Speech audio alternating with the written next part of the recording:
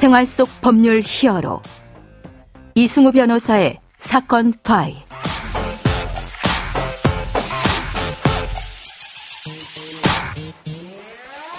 안녕하세요. 이승우 변호사입니다. 각종 사건 사고에서 여러분을 구해드리겠습니다. 오늘 열어볼 사건 파일은 사법통역사 관련 내용입니다.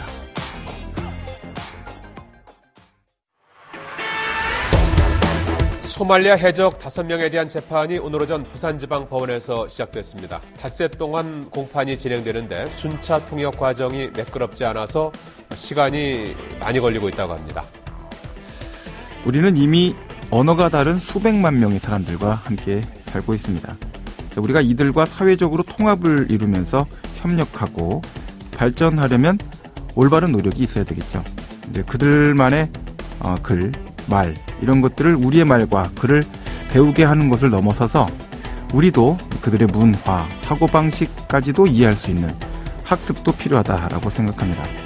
자, 오늘은 그 중에서도 언어와 언어 사이, 문화와 문화 사이의 튼튼한 다리가 되어줄 이 사법통역사들에 대해서 법무법인 법승 박다솜 변호사와 함께 알아보도록 하겠습니다. 안녕하세요, 변호사님. 네, 안녕하세요. 박다솜 변호사입니다. 네, 이 사법통역사들하고 요새 많은 대화를 나누고 계시고 이메일, 직접 대화 많이 나누고 계시죠?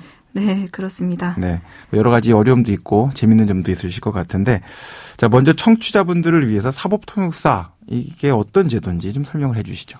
네, 사법통역사는 외국인 범죄인에 대해서 경찰 및 검찰 조사 그리고 각급 법원 등에서 해당 외국어의 법정 통역을 맡아서 언어 소통을 통해 원활한 의사 진술을 정확하게 전달될 수 있도록 법률 통역 서비스 업무를 담당하는 통역 전문가로서 소정의 시험에 합격해서 자격을 취득한 사람을 말하는데요. 네, 외국인 범죄와 관련된 경찰, 검찰 조사, 그다음 법정 통역도 일부 맡을 수 있는 이런 구조인데 계속 설명해 주시죠. 네, 현재 우리나라에서 사법통역사 자격은 민간 자격증으로만 존재하고 있고 네. 법원에서는 1년에 한 차례씩 법정 통번역인 인증평가 시험을 실시하고 있습니다. 네네. 또 수사기관에서는 자체 기준을 바탕으로 간헐적으로 경찰 통역인을 선발하고 있습니다. 네. 우리나라 이제 체류하는 외국인이 이제 계속 늘어난다라는 보도를 우리가 계속 접하잖아요. 또 다양한 국가에서 또 오시고 이 사법통역사의 필요성은 계속해서 이제 높아지고 있는 상태죠. 네, 그렇습니다.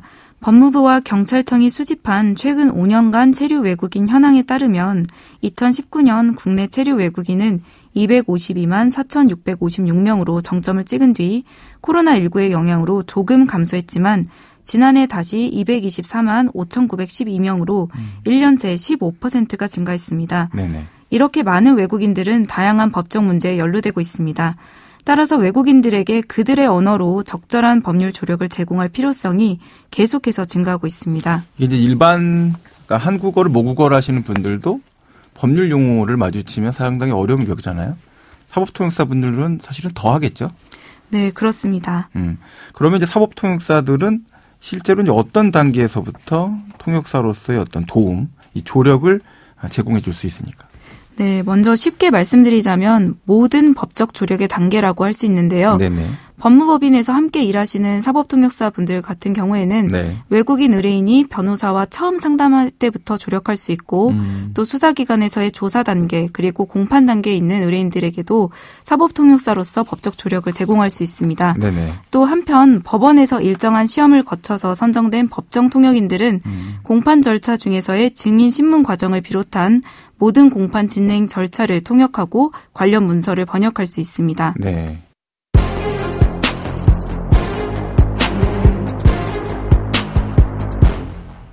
네, 변호사님이 최근에 사법통역사들에 대한 집체 교육을 직접 실시를 하셨죠. 오프라인으로. 네. 예, 그리고 교육을 이제 진행하면서 저도 1시간 정도 참여를 했었었는데 그 제도에 대해서 그러니까 집체 교육 과정에서 만난 사법통역사들을 통해서 이 사법통역 제도 자체에 대해서 느끼신 점이 여러 가지가 있었다라고 생각이 되는데 어떤 점들을 느끼셨습니까? 네, 외국인들이 법정에서 자신의 의사를 오해 없이 전달하는 것은 사법 정의의 관점에서 매우 중요합니다. 네네.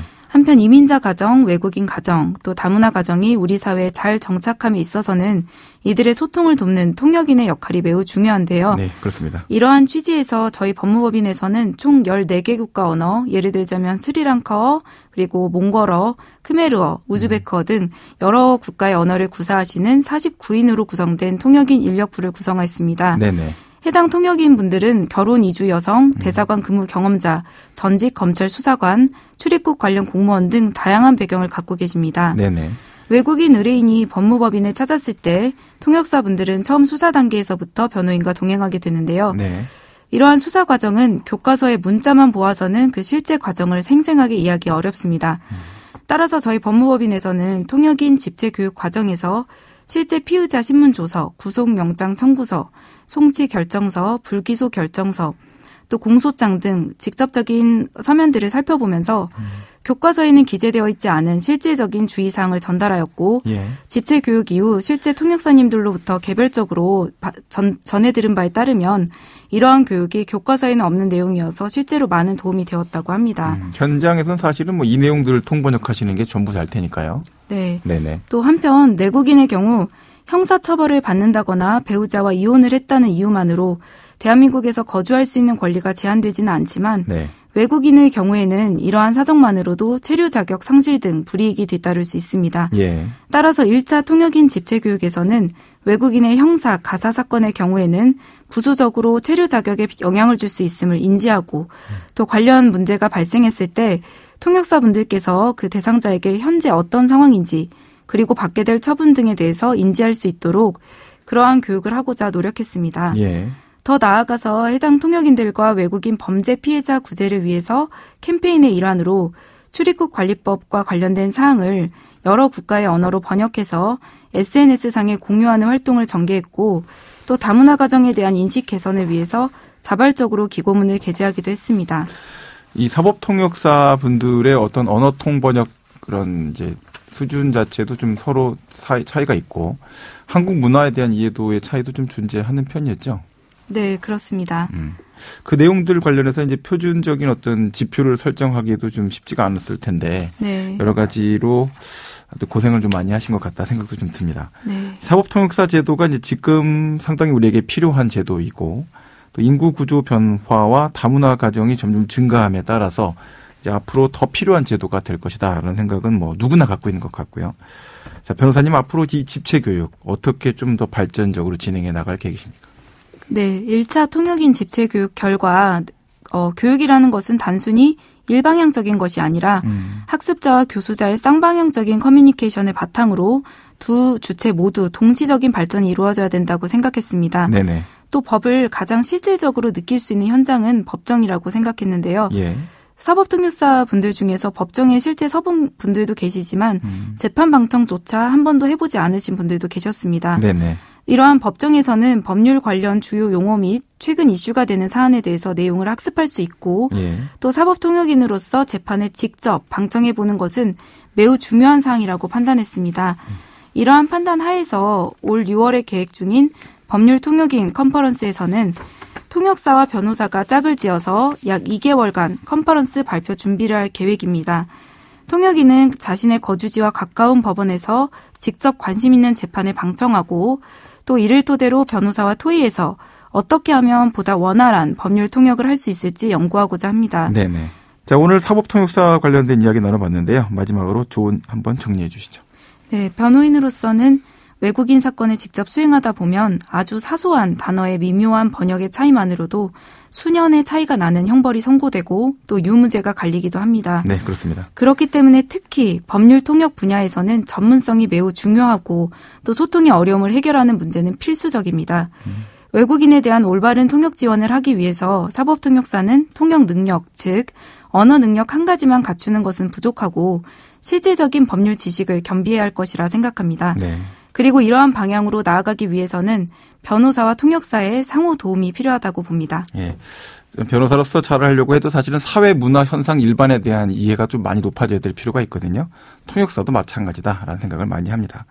네, 지금까지 박다솜 변호사와 함께했습니다. 오늘 말씀 고맙습니다. 네, 감사합니다. 생활 속 법률 히어로 이승우 변호사였습니다. 내일도 사건에서 여러분들을 구해드릴 사건 파일 함께 하겠습니다.